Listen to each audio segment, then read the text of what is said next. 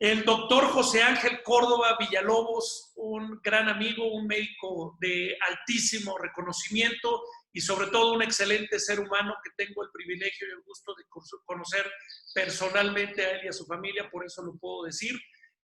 Doctor José Ángel Córdoba Villalobos, muy buenos días. Buenos días, Jorge. Gracias por la invitación y te felicito por tu programa. Gracias por acompañarnos esta mañana. Y bueno, pues como sabrás, yo creo que te has convertido en un atractivo natural a raíz de esta desgracia, de esta situación pandémica a nivel mundial. Y hay muchas preguntas, hay gente que te recuerda, que te estima con muchísimo cariño. Ahora que hicimos el promo de que ibas a estar esta mañana con nosotros, sorprendentemente muchas personas del interior de la República, no solamente de Guanajuato, sino hay muchas personas que te recuerdan por tu calidad humana, por el servicio público, y te mandan muchísimos saludos y ya estaremos hablando de las preguntas que te hace el público. Gracias, Jorge. Bueno, me conocen, soy José Ángel Córdoba Villalobos, soy médico especialista, originario de León, Guanajuato, y muy orgulloso de ser leonés. Prácticamente toda mi vida he vivido aquí y he disfrutado muchísimo ver este crecimiento que ha tenido nuestra ciudad. De una familia de 7 miembros, mis padres afortunadamente ya fallecieron. Fuimos 2 hermanos y 5 hermanas, y todos ellos viven, afortunadamente. Felizmente casado con una leonesa también, una gran mujer que me ha acompañado ya casi 43 años y con quien debo de compartir, y reconozco que gracias a ella pues he sido lo que he podido hacer, porque la verdad en esta vida yo creo que un hombre solo pues es un hombre incompleto, y con Gaby hemos procreado 4 hijas, 3 de ellas ya casadas, tenemos ya casi 5 nietos, porque la última nieta va a nacer ya en el mes de agosto. Estamos muy contentos, serán 4 niñas y un niño también. Y bueno, Dios me ha colmado de bendiciones, la verdad es inmerecidas, pero hemos tenido una vida extraordinaria, gracias a Dios, una gran vida familiar. Y desde el punto de vista profesional, pues a pesar de que todos los pronósticos en aquellos tiempos, estoy hablando del 1968, predecían que yo debería de trabajar en la fábrica de calzado, una pequeña fábrica que tenía mi papá, pues eso generó un gran conflicto en mí, puesto que yo deseaba ser médico, siempre lo deseé. Finalmente tuve todo el apoyo de mis padres, me pude formar aquí en la Facultad de Medicina de León, lo cual también es un gran orgullo. Fui director y profesor durante 33 años aquí en la facultad, y posteriormente pude hacer una especialidad en la Ciudad de México en el Instituto Nacional de Ciencias Médicas y Nutrición, que es yo digo que es la catedral de la medicina en México, puesto que es un sitio donde se hace docencia de muy alta calidad, investigación. Ahorita ellos son los que están haciendo la mayor cantidad de estudios de investigación para la utilización de nuevos productos, nuevos medicamentos en el caso del COVID. Y posteriormente también la asistencia allí pues es de alto nivel, comparable con cualquier parte del mundo. Ahí una persona que ingresa se le estudia plenamente, y hasta que no se encuentre un diagnóstico se da su tratamiento y bueno, el pronóstico que se va a tener. Después estuvimos viviendo, ya casado, 4 años en Francia, 3 años, perdón, con Gaby, mi esposa. Allá nació Ana Gaby, nuestra primera hija. Allá en Toulouse la mayor parte del tiempo, en París también algún tiempo, y pude hacer allá cirugía general y endoscopia digestiva. Previamente había hecho medicina interna en el Instituto Nacional de Nutrición. Regresamos con mucho gusto a la ciudad de León. Había la oportunidad de quedarse en Francia, pero dije, tengo que regresar a México. Y nos pusimos a trabajar, y me puse a hacer lo que más me gustaba, que era enseñar, porque yo empecé a ser maestro desde 1971. Empecé pues desde dar clases en secundaria, posteriormente en normal superior, hasta que terminé siendo profesor y director en la Facultad de Medicina. Y también tuve la oportunidad de ser profesor allá en Francia. Y esto ha sido una gran recompensa, porque el poder entregar un poco de lo mucho que uno ha recibido, pues es una satisfacción. y el trabajo con los enfermos, que es realmente lo que me llena. Por eso es que nunca he dejado de ser médico, ni cuando estuve en la Secretaría de Salud. Los sábados que tenía descanso y que podía venir a León, veía a mis pacientes. Algunos de ellos no eran pacientes, iban realmente por otros intereses dentro de la política, pero era muy agradable estar en contacto con la gente para también sentir lo que las personas pensaban de lo que yo estaba haciendo. Entonces, regresamos, todo el tiempo hemos estado aquí en la ciudad de León, algún poco tiempo en la Ciudad de México, a causa pues de cuando fui diputado y después secretario, y la medicina pues nunca la he dejado y me siento muy satisfecho porque en verdad es mi profesión, es mi vocación, es lo que me hace sentir pleno. Y bueno, hemos tenido la fortuna de ocupar algunos cargos, de poder servir, desde lo que ya mencionaba en la Facultad de Medicina, después la presidencia del Instituto Electoral del Estado. Posteriormente fui diputado federal y enseguida fui secretario de Salud y después de Educación en el gobierno del presidente Felipe Calderón.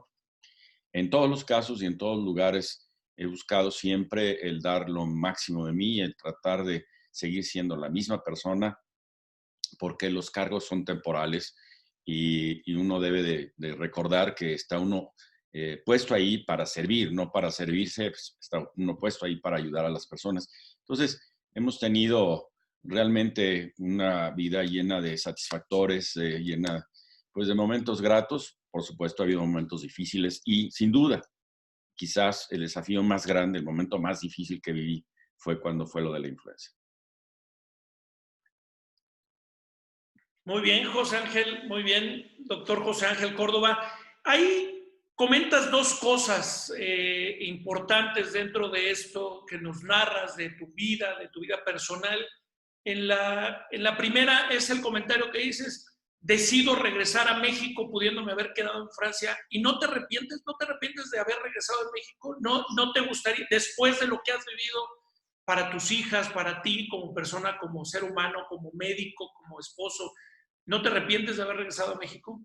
Absolutamente, Jorge. Estoy feliz de estar en México, a pesar de lo que se vive ahora, o de lo que se ha vivido, de las vicisitudes que hemos tenido, pero pues yo creo que es una responsabilidad de uno cuando tienes la oportunidad de ir a otro país, de conocer otras costumbres, de ver lo que se hace bien, pues regresar y tratar de implementarlo aquí. No es tan fácil porque arrastramos muchos problemas de muchos años, pero bueno, hay que dedicar y responder y regresar, porque finalmente me pude ir a Francia, pude estudiar medicina, pues gracias a muchos factores, entre ellos el estar en una escuela pública, pues los impuestos que en ese momento pagaban las gentes, de alguna forma indirectamente servían o sirvieron para que yo fuera estudiante de medicina. Entonces, creo que era importante regresar y sobre todo compartir, sobre todo la idea que he tenido siempre de tratar de motivar, impulsar a las nuevas generaciones para que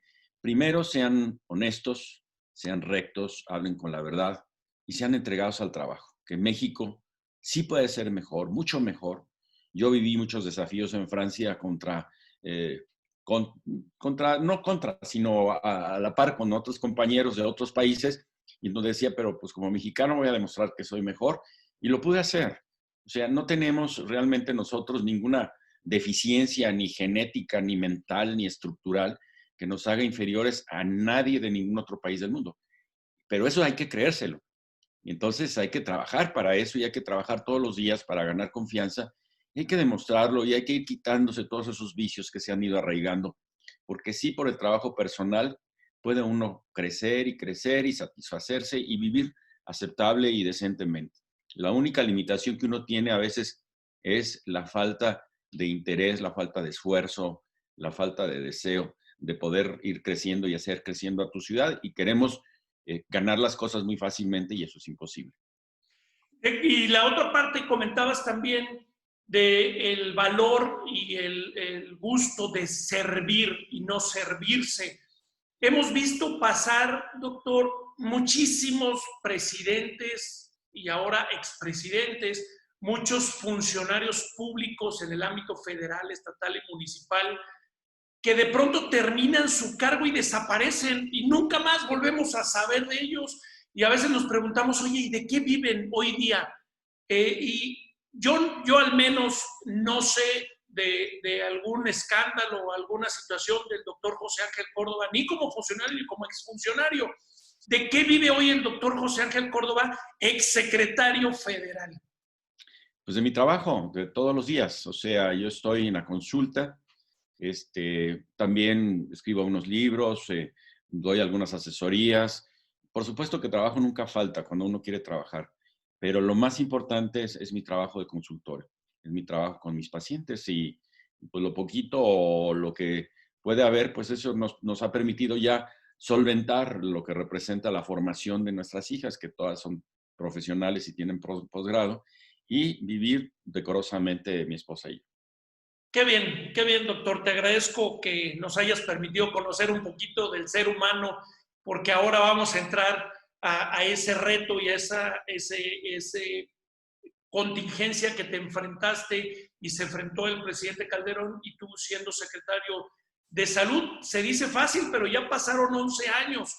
Y yo comentaba con algunos amigos, algunos grupos a los que pertenezco, que durante casi 11 años se señaló muy severamente a la administración del presidente Calderón y a ti como secretario y se decía, es que fue un error lo que hicieron y lo que nos afectaron en la economía, haber parado la economía, habernos mandado a nuestra casa cuando surge la famosa contingencia de la influenza H1N1, que por cierto, muchos la titularon o la bautizaron como la influenza mexicana. Ya nos dirá si es cierto que fue nacida en México o no. Y aquí entramos ya al tema de interés para la mayoría de las personas que supieron que estabas esta mañana. Doctor José Ángel Córdoba, exsecretario de Salud Federal, hace 11 años estabas en medio del epicentro y de la nota mundial. Nacía el H1N1 influenza. ¿Qué diferencia nos puedes comentar de esa pandemia a la hoy llamada COVID-19? ¿Qué diferencias, qué similitudes, qué acciones tomaron y por qué las tomaron y qué estamos viviendo el día de hoy desde tu punto de vista? Mira, realmente las grandes diferencias son, primero, que la influenza la empezamos a vivir aquí y en Estados Unidos y Canadá, que fue donde empezó. O sea, cuando supimos que teníamos un virus nuevo, que era de origen animal, que era altamente contagioso, contra el cual no sabíamos si el medicamento que teníamos iba a servir. En ese momento, bueno, había que tomar decisiones, pero de inmediato. Eso nos tomó entonces ya el inicio de la fase 2, de la fase de transmisión comunitaria, cuando se tuvieron que tomar las medidas porque como era el final de la época de influenza normal, se pensó en un momento que eran los mismos casos de influenza, a lo mejor algunos agravados, etcétera, pero después había cosas diferentes. Se estaban enfermando jóvenes, estaban muriendo jóvenes porque estaban haciendo neumonías fulminantes, neumonías graves que a veces asociadas con otros factores de riesgo que también están ahora con COVID, que son la obesidad, la diabetes, la hipertensión, la enfermedad cardiovascular, el cáncer, etcétera, hacen que el individuo tenga menos defensas y que pueda morir. Entonces, estaba pasando eso y nos pusimos rápidamente a hacer una investigación y tuvimos el apoyo del gobierno de Canadá para hacernos la secuenciación genómica. Eso es estudiar o demostrar la estructura más íntima del virus, que ahora ya se puede hacer a través de un método de biología molecular que permite hacer con unas máquinas, se llama PCR. Este estudio tiene toda la certeza de que se trata de este o este virus. Los virus, siendo tan pequeñitos, pues era muy difícil antes poderlos identificar. Ahora sí tenemos ese mecanismo y ahora sí se puede desnudar la parte interna del virus, saber que este virus, como el del coronavirus, son virus cuyo ácido nucleico es el ARN o el ácido ribonucleico, hasta ese grado de perfección. Pero fue a partir de lo que pasó en el 2009, cuando todos los países del mundo tuvieron que modernizar las pruebas diagnósticas, porque hasta antes el diagnóstico de influenza se hacía por inmunofluorescencia, que es un estudio en donde se ponía una parte de las secreciones centrifugadas del enfermo en un cuarto oscuro y se ponía una sustancia inmunofluorescente, se ponía un marcador y entonces se podía ver que florecía eso si era. Pero era tan ambiguo que casi tenías un 50% de falsos positivos y 50% de falsos negativos. Entonces era casi un volado. De hecho, los primeros casos que hubo, que fue en el Valle de Imperial de California, en los Estados Unidos, pues dijeron, pues es influenza, pero no es de la normal. Los mandaron a unos niños al Hospital Naval de San Diego, les hicieron el estudio y lo mismo, no sabemos, es un tipo de influenza, pero no sabemos cuál es. Y mandaron las pruebas al CDC de Atlanta. El CDC es el Centro de Control de Enfermedades, en donde se hace precisamente toda la determinación de las cosas más complejas y más raras. Y no le tomaron mucho aprecio, digamos, pero ellos mismos publicaron en su boletín que hacen cada semana, que desde antes que apareciera la influenza en México, que habían tenido estos casos y después llegamos a la conclusión pues, que habían sido los primeros casos. Hubo unos casos en México, en Perote, Veracruz, ustedes se acordarán que hasta el entonces gobernador Fidel Herrera le hizo una estatua al niño que se supone que fue el niño índice el primero. La verdad es que no fue tampoco el niño índice. El virus probablemente ya andaba circulando en los 3 países, pero en el momento que ya el virus empieza a extender, a transmitir, a difundir, pues entonces empieza a haber muchas manifestaciones. El tema, Jorge, es que estábamos esperando un virus mucho más letal. Afortunadamente no resultó ser tan letal. Un virus que mata a 60 de cada 100, que es el H5N1, y que existe aún en Asia y que algún día va a llegar. Este virus, la complejidad es que no ha podido, al infectar a un humano, al vivir en un humano, transmitirse a otro humano. Todos los casos han sido del animal, que en este caso son las aves, hacia el humano. Pero de los 500 que ha habido, se han muerto 300. Entonces, el temor que teníamos, y esto lo estábamos trabajando con los americanos y los canadienses, es que nos llegara ese virus acá. Y que nos llegara precisamente por la frontera del norte, porque la mayoría de los vuelos, tú lo sabes, de la parte de Asia que van hacia Estados Unidos llegan a la costa oeste, sea San Francisco, Los Ángeles o un poco más arriba, pero normalmente ahí. Y de Los Ángeles a la frontera, pues son pocos kilómetros. Entonces, estábamos esperando ese virus. Cuando supimos que era otro virus, pues se prendieron las alarmas porque dijimos, es un virus desconocido, es de origen animal, igual que el otro, aunque este es H1N1, pero no es el mismo H1N1. Y ya en 1918 hubo la pandemia española, en donde malamente se llamó española porque fue en Alemania donde empezó, pero estaban en guerra. Entonces ellos nunca lo declararon y fueron los españoles los que lo declararon. Y hubo 50 millones de muertos en el mundo, 1918-19. Ese año se murieron 500,000 personas en México, más que en la Revolución. Entonces ya sabíamos de lo bravo que son los H1N1. Entonces, lo primero fue que nosotros vivimos la parte ya de transmisión comunitaria. Ya estábamos con el problema encima.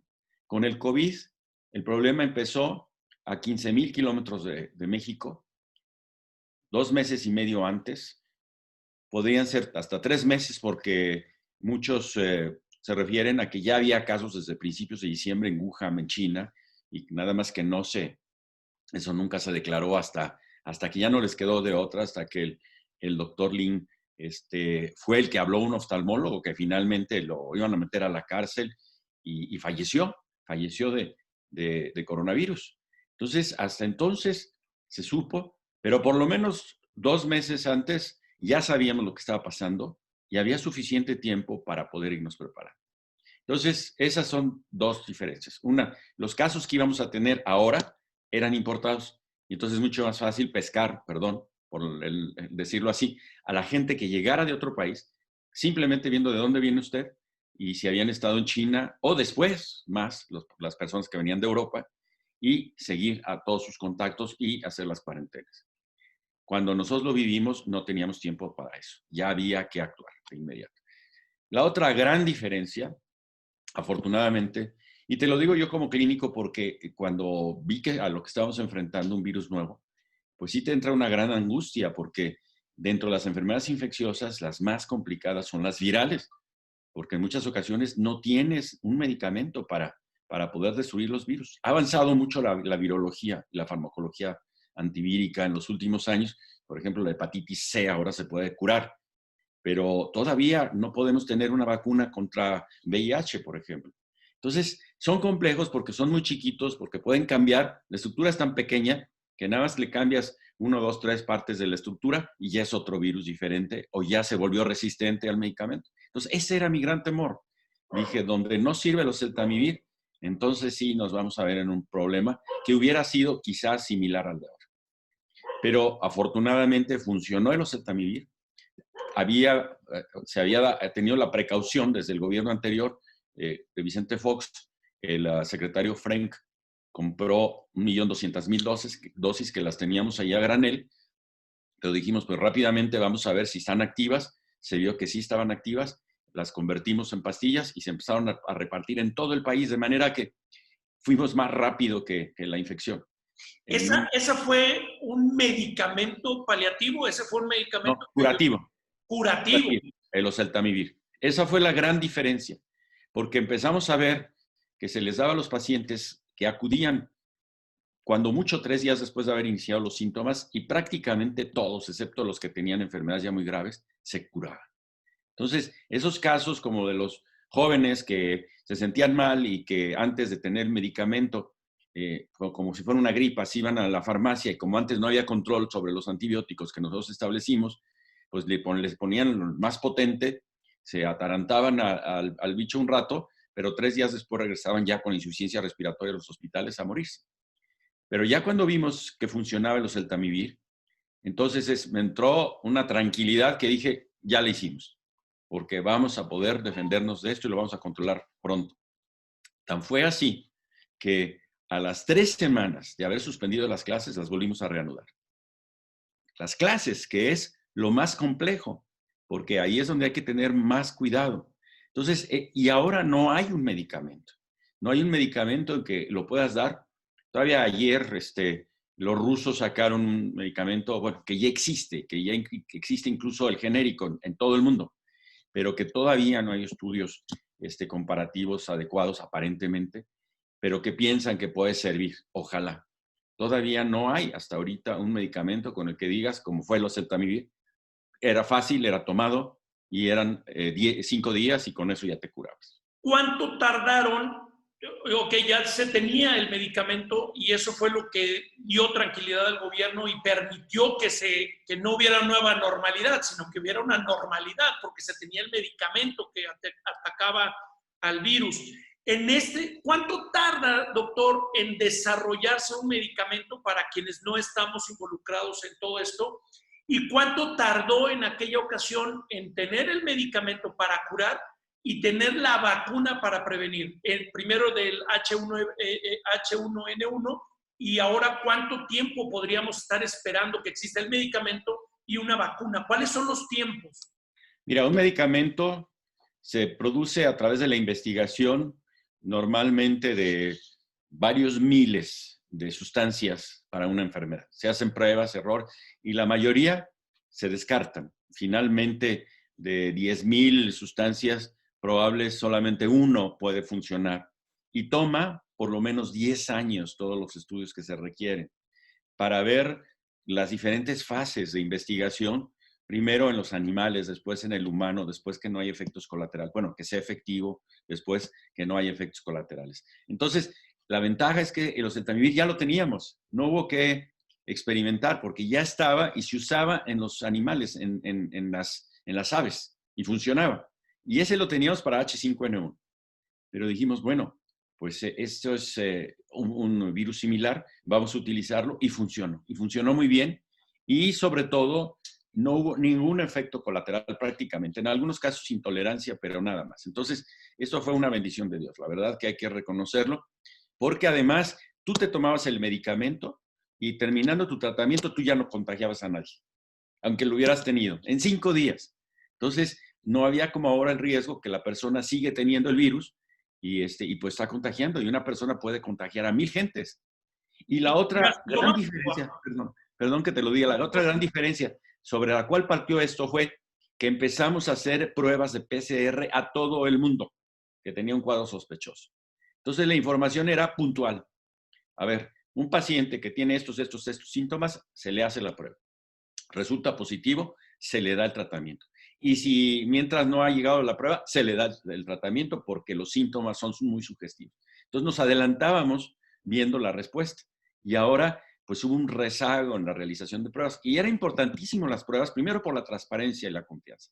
Segundo, porque estábamos luchando contra H1N1 viejo, H1N1 nuevo, H3N2, el virus B de la influenza. Entonces, teníamos que distinguir para ver cómo iba creciendo. Y así perfectamente pudimos ver cómo la epidemia se fue bajando a los pocos días de iniciar los tratamientos y ya prácticamente a fines de junio, empezamos el 23 de abril, los casos eran esporádicos. Y la vacuna también, ahora que me lo preguntaste, afortunadamente, como es el virus H1N1, ya tiene un papá, o ya tenía el papá, que era la estacional, y hay un proceso de realización de la vacuna. Entonces, ese mismo proceso, que por cierto se hace en embriones de pollos, ahí se cultiva el virus, y para eso también la gente que se va a vacunar debe no ser alérgica al huevo, porque entonces puede tener una alergia que puede ser importante. Pero ya teniendo la técnica montada, pues nomás había que cambiarle el virus. Y se hizo eso y se hicieron las pruebas y las primeras vacunas aparecieron, como va a pasar ahora, en los países que son los dueños de las fábricas, a los 4 meses. Ya en el mes de septiembre, agosto, septiembre, ya había vacunas. En esta no hay ninguna vacuna todavía consolidada. Se piensa que puede haber una de un laboratorio transnacional que es inglés y sueco en el mes de octubre, noviembre. Sin embargo, todos los trámites y todo lo que requiere después probablemente va a ser que no nos llegue hasta entre enero y marzo que tengamos acceso a la vacuna, en el mejor de los casos. ¿Y medicamento? ¿Es el mismo caso? Bueno, el medicamento todavía no se concluyen los estudios. Es posible que en pocas semanas podamos tener ya una orientación mejor de cómo tratar idealmente a los pacientes, sobre todo que están hospitalizados, que son los graves. Ahora, ahí mismo también hay diferencias, Jorge. La capacidad, la preparación, los equipos en los diferentes hospitales cambian, de manera que tenemos algunos lugares del país en donde un intubado o uno que llega a estar intubado se muere el 80%. Y otros, como en el Instituto Nacional de Nutrición, donde solo se muere el 3%. Entonces, estas diferencias radican en la especialización. El manejo del ventilador, el que le está dando la respiración al paciente, es fundamental y no hay tantos técnicos preparados para eso. Entonces, sí es un gran desafío, máxime ahora que están llenándose los hospitales y que a veces los pacientes pueden estar en un hospital COVID, pero nada más con una mascarilla, esperando un turno para poder subir a que le pongan un ventilador y el paciente de repente pues, se muere porque no aguanta. A ver, creo que este tema para los que no somos médicos, pero sí papás y somos hijos de padres ya de avanzada edad, es un tema que creo que me voy a regresar poquito, doctor. ¿Cómo que de acuerdo como los traten se mueren o no se mueren? Si tienen los mismos equipos, 2 hospitales, ¿no nada más es ponerle el ventilador y ya la podemos librar? Por supuesto que no. Hay que estar regulando presiones en el ventilador, hay que ver las características del paciente. Muchos pacientes tienen enfisema pulmonar. Si les pones una presión más alta, les puedes tronar. Los pulmones son como si fueran unos globos. Entonces hay que saber, de acuerdo a la edad, al peso, a la oxigenación, a la hemoglobina, a muchos factores, qué presiones hay que ponerle al ventilador para que no tengas accidentes y para que tengas un mejor efecto. Amén de el resto del tratamiento. El resto del tratamiento, que algunos de ellos siguen siendo experimentales, como el Remdesivir, que ya lo aprobaron, pero que lo que hace es prolongar un poquito más, más bien acortar el tiempo de gravedad y disminuir un poco la mortalidad. Ahora, otros tratamientos que se están haciendo con plasma de pacientes que ya tuvieron COVID, le sacan sangre a una persona que tuvo COVID y separan el plasma y se lo ponen a un paciente grave que tenga COVID y esos anticuerpos que formó la otra persona le van a servir y hay casos extraordinarios de recuperación. Entonces, apenas está empezando a avanzar sólidamente en esto. ¿Por qué? Porque apenas se están haciendo los protocolos y los estudios de investigación sólidos. México tiene la capacidad de reactiva en el sistema médico y en el sistema de investigación para todo esto. Yo creo que sí, hay médicos extraordinarios en todas las grandes ciudades y también en las pequeñas ciudades, pero que ya para este tema se necesitan más especialidades. O sea, no es nada más ser un médico general, se necesita tener una especialidad en neumología o terapia intensiva, otorrino, etcétera, etcétera. Entonces, sí hay, pero esto, como lo hemos visto en los otros países, lleva tiempo. Como lo hemos visto en los Estados Unidos, que es un país en donde tienen una fuerza entre personal de salud enorme, en donde tienen todos los equipos y en donde tienen más de 103,000 muertos y más de 1,700,000 infectados. Entonces, no nada más depende de las capacidades económicas que se tengan, depende de muchas otras cosas más. Oye, Héctor, te voy a robar otros 10 minutitos. Se Sí, claro. siguen conectando personas, me siguen llegando preguntas. Espero no afectar tu agenda, pero en ese sentido, doctor, ¿cómo estás viendo tú? Y sé que es complicado una opinión de un ex secretario y tampoco pretendo que juzgues el actuar del actual gobierno, pero estamos por el buen camino. Hay mucho, creo que aparte de la desinformación, que creo que no es verídica en muchos de los aspectos, el temor. Hoy yo veo una sociedad atemorizada, confundida. ¿Salimos con cubrebocas o no salimos con cubrebocas? ¿Nos seguimos quedando en casa o no nos seguimos quedando en casa? Mejor me contagio de una vez, al cabo estoy joven y no me voy a morir. ¿Por dónde, doctor? ¿Por dónde nos vamos a estas respuestas? Bueno, mira, este es algo muy importante porque se tiene que tener una guía en quien puedas confiar plenamente para que puedas seguir esa ruta, porque si de por sí es complicado, en este caso de COVID, el único mecanismo de contener la progresión de los casos es el distanciamiento social, es decir, el quedarse en casa. Es el único. Y por eso, en un principio, pues creyeron que estaba fácil, pero pues no fue fácil. Al no haber medicamentos, pues iba a seguir creciendo. Y el riesgo de que siga creciendo en el momento que se vayan abriendo las cosas, si no se toman todas las precauciones, es muy alto. Entonces, definitivamente ese es uno de los riesgos. Otra cosa importante que siempre lo dijimos, hay que hacer más pruebas, porque estás manejando a ciegas, no sabes cuál es el comportamiento de la pandemia, no sabes en realidad con certeza cuántos casos tiene. Se hace una estrategia centinela en donde solamente se hacen pruebas a una pequeña cantidad de la población, pues evidentemente van a salir pocos casos, pero esa no es la realidad. Después, pues si nos dicen, multiplícalo por 8. Bueno, eso ya es otra cosa, pero después hay gente que dice, multiplícalo por 20 o por 50. Entonces, la verdad es que lo mejor, yo lo viví, y sí, me encuentro muy satisfecho de que hayamos hecho la mayor cantidad de pruebas para poder tener el panorama claro. Y después, hablar con toda la verdad, buena o mala, o sea, había que decir cómo estaban las cosas, aunque con eso nos juzgaran y nos dijeran, oiga, pues entonces, y porque la desventaja que se tiene es que no hay medicamento. Entonces, sí hay que obedecer a la autoridad, porque si no, pues es peor el desorden.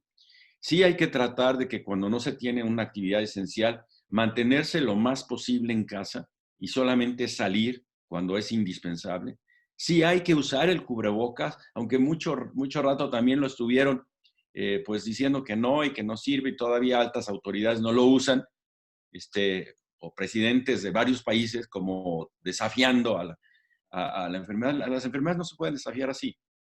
Hay un consenso global que hay que usar cubrebocas, pues hay que usar cubrebocas en todos lados, obviamente no en la casa, pero fuera de la casa, en todos lados en donde puede uno exponerse. Hay que seguir todas las medidas de higiene. Sí sirve de mucho lavarse las manos frecuentemente, ponerse el gel antibacterial, el estornudo en el pliegue del codo, el no escupir, el no tocarse la cara, esa es una manía que tenemos todos de estarnos tallando los ojos, la nariz y la boca, y nosotros mismos nos autoinoculamos. Entonces, todas esas cosas hay que respetarlas, y la sana distancia también, porque entre más cerca esté uno de los demás, pues más fácil es que se pegue. O sea, la verdad es que ayer veía con mucho agrado que en la Ciudad de México para el metro, por ejemplo, dice, casi, casi calladito te ves más bonito. Es cierto, porque si vas platicando, en una de esas toses o estornudas o simplemente la platicada con un cubreboca que puede tener varios días, pues filtra los microbios y al ratito en las manijas, en todo, pues va a haber microbios. Y es imposible que estén sanitizando todo el día. Entonces esas cosas no son tan complicadas. Limpiemos las frutas, las verduras que cuando vamos al mercado, porque ahí muchas gentes ya las tocaron, incluso las cajas que ya hemos comprado. Todas esas medidas las podemos seguir haciendo y no nos acerquemos a donde haya mucha gente.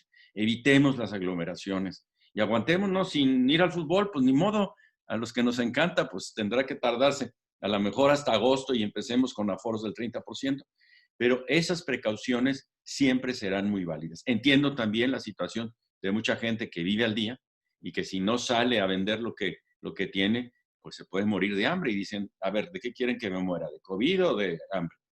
Pues sí, pero hay que tomar las precauciones de todas maneras y sí ir permitiendo pues que se vayan abriendo negocios para que la economía tampoco sea tan afectada. ¿Vamos a regresar realmente a una nueva normalidad, doctor? Bueno, Porque por eso hablabas del H5N1, que ahí está latente, y creo que por lo que te escuchamos y hemos escuchado a grandes especialistas también en el mundo, esta nueva normalidad ya nunca volverá a ser normal, porque creo que cada vez va a haber más virus, cada vez va a haber más pandemias, algunas con mayor grado de mortalidad, de mortandad o de riesgo y otras no tan altas. Pero vamos a regresar a la normalidad, el tema económico versus el tema de salud. ¿Cuál es tu visión? yo creo que sí, pero no en este año, ¿eh? Porque tenemos que esperar a que nos contagiemos el 70% o a que exista una vacuna.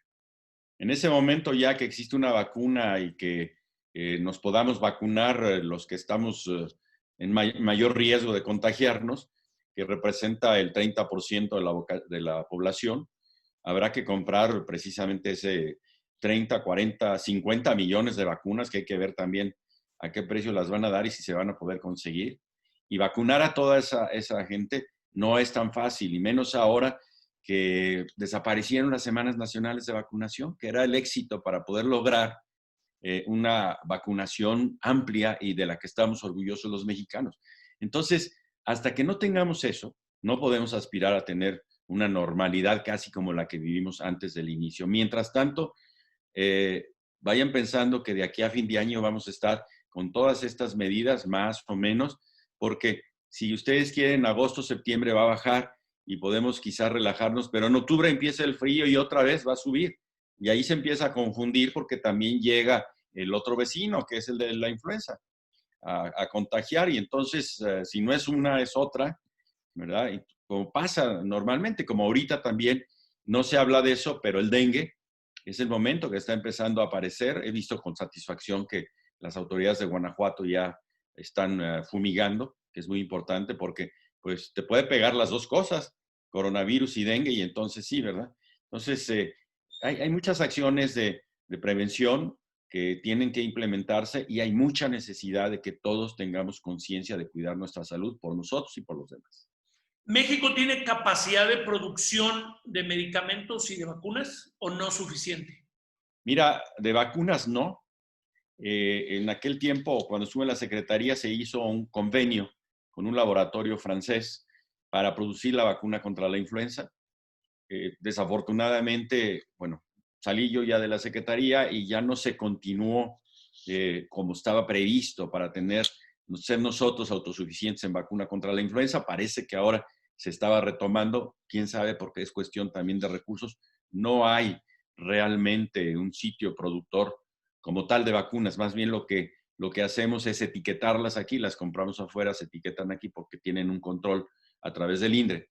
De medicamentos sí hay muchos laboratorios que tendrían esa capacidad una vez que ya se libere la patente, o si no se libera, pues de comprar la patente. Ahora, es un momento que la Constitución establece. Cuando se trata de una emergencia nacional, puedes no respetar las patentes.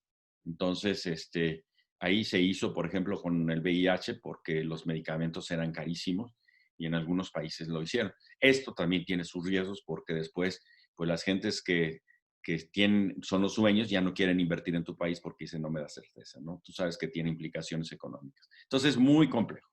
Que es el punto con el que ya me perfilo al cierre, doctor, y discúlpame que abusamos un poquito de tu tiempo. Este COVID-19, ¿qué nos deja? Creo que el tema de salud hay que invertirle en México, no solamente en equipos, sino en investigación. ¿Hay cabida para la inversión privada en México para todo este tema? ¿Se debe incentivar la inversión público-privada para todos estos temas? ¿Qué nos está dejando como foco amarillo y rojo este COVID en el sistema médico y de salud en México? Lo primero y lo más importante es darnos cuenta de lo vulnerable que somos. O sea, a todos nos puede pegar esa enfermedad. Hasta el más encumbrado político o millonario, hasta la gente más humilde y más empobrecida. Todos tenemos riesgo. Entonces, aquí nadie está a salvo cuando se aparecen estas epidemias. Por otro lado, nos ha llamado la atención y es muy importante el daño que le seguimos haciendo al medio ambiente. Ahora vemos cómo los animales regresan a las playas, salen incluso, se aparecen en las calles, etcétera, porque no hemos tenido una cultura correcta de previsión de eso.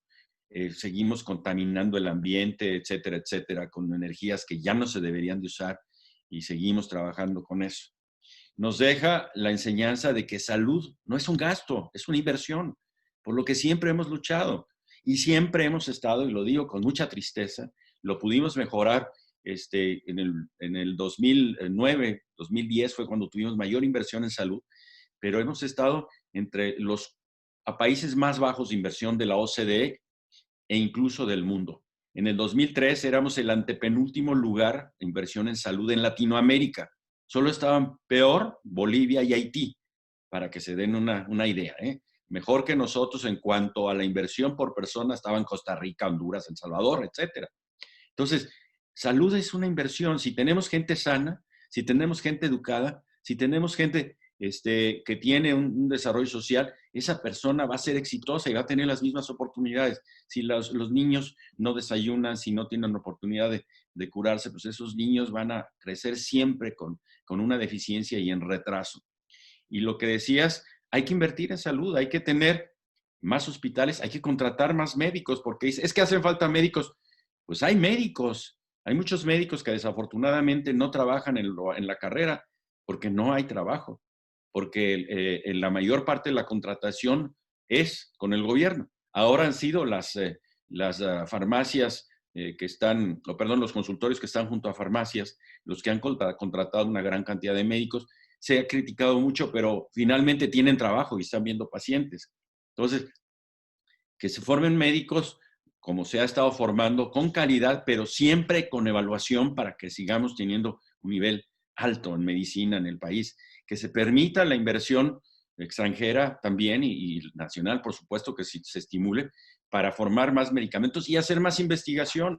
O sea, el recortar el dinero en investigación significa el recortar las alas para el crecimiento de la ciencia en México en todas las áreas, pero en salud es muy importante. Entonces, hay que invertirle mucho más a muchos temas que son problemas nacionales que nos pueden ir sacando del rezago. México es un gran país. Tenemos un país dotado, Dios nos dio muchísimas cosas y si los aprovechamos y si tenemos oportunidades para todos, pues vamos a salir adelante sin duda en esta ocasión, pero vamos a poder seguir creciendo y seguir siendo un país de los más importantes del mundo. Y sin lugar a dudas el tema de prevención, doctor. Obesidad, diabetes, hipertensión, enfermedades silenciosas que muchas veces no le atendemos. Creo que después de esto le tendremos que poner mucho más atención al tema preventivo, ¿cierto?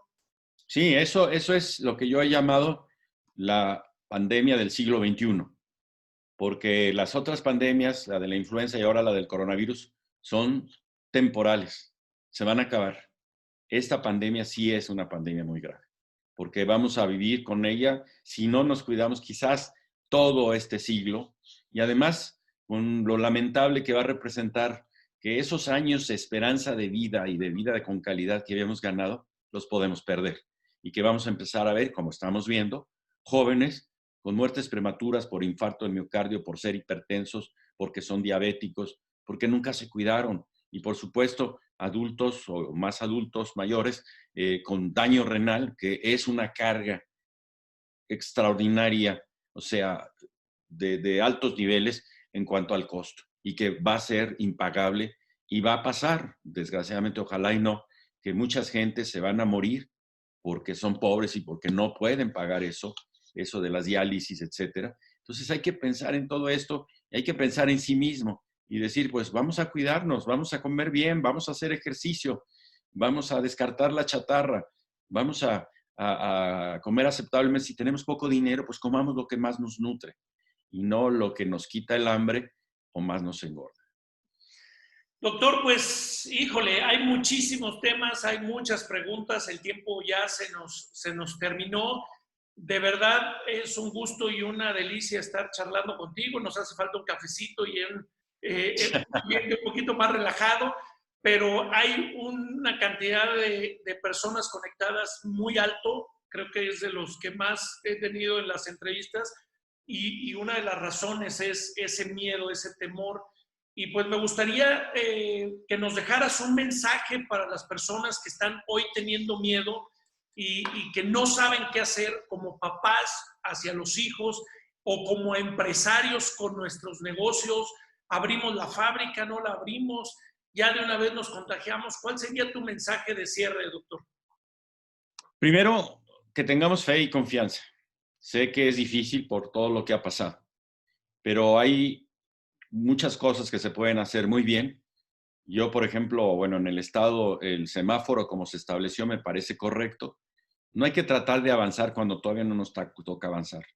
Cuando se es empresario, creo que se tienen las posibilidades de hacerlo perfeccionísticamente.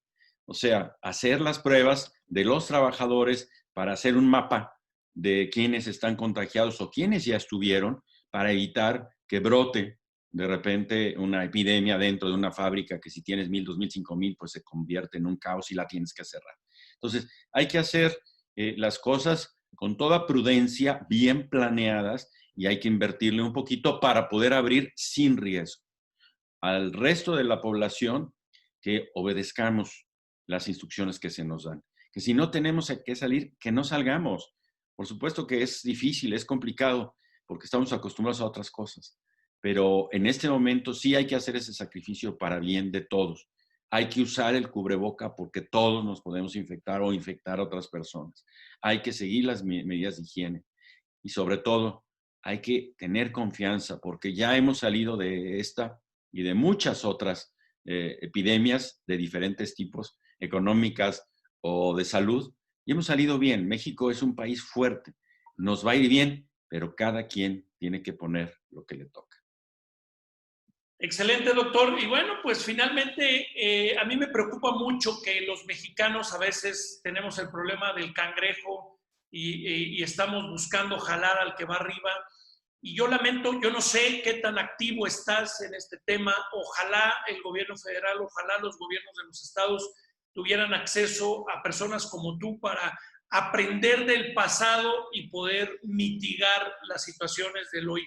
Y aquí me meto una pregunta quizás incómoda que no tenía preparada, pero ¿qué sigue para el doctor José Ángel Córdoba? Yo no me lo puedo imaginar solamente en el consultorio teniendo esta cantidad de información y de conocimiento y de relaciones, porque me supongo que además de tu experiencia médica, profesional, pues el servicio público y la pandemia anterior te permitió generar un networking, una red internacional bastante buena. ¿Te están utilizando? Digo, si se puede contestar la pregunta.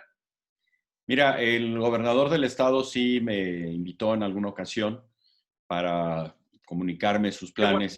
Del estado de Guanajuato. Guanajuato, para escuchar mi punto de vista en relación a lo que él planeaba junto con el secretario. les dije lo que yo pensaba. Déjame decirte que yo tengo la mejor impresión del sistema de salud en Guanajuato. A nivel federal no he tenido ninguna invitación para nada. Lo que he tenido son entrevistas a las cuales, bueno, pues he acudido prácticamente siempre cuando me lo permite mi tiempo de que no tengo consulta. Me estoy dedicando más a escribir. Acabo de terminar la segunda edición de un libro de gastroenterología para estudiantes de medicina y para médicos generales. Estoy escribiendo un libro sobre la influenza. Lo acabo de empezar hace poco porque le di prioridad al loto de gastro porque lo vamos a presentar en septiembre.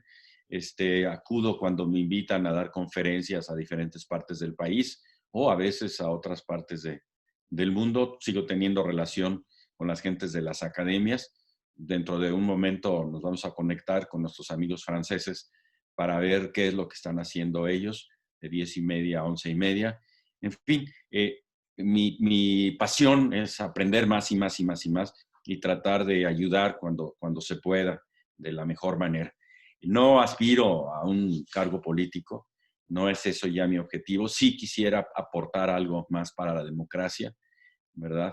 Entonces, es posible que pudiera participar en la política, pero no yo como candidato, pero sí para estabilizar, equilibrar más esta democracia todavía tan endeble que seguimos teniendo en nuestro país.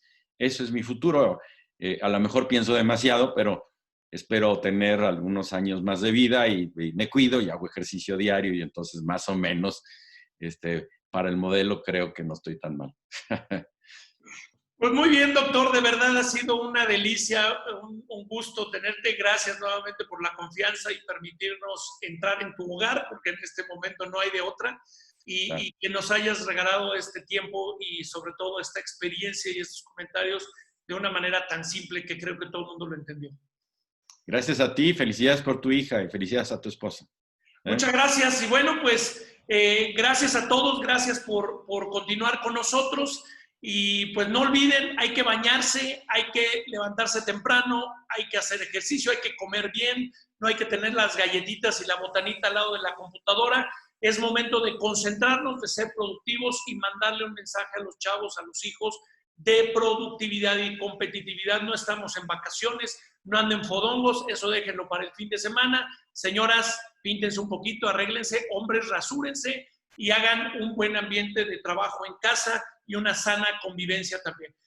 Vamos a salir, como dijo el doctor, vamos a salir de esta, tenemos un gran país, un gran estado y vamos a salir juntos. Así es que ánimo y quédate en casa. Gracias, doctor. Bonito día a todos. Gracias, Hasta Jorge. luego. Bye.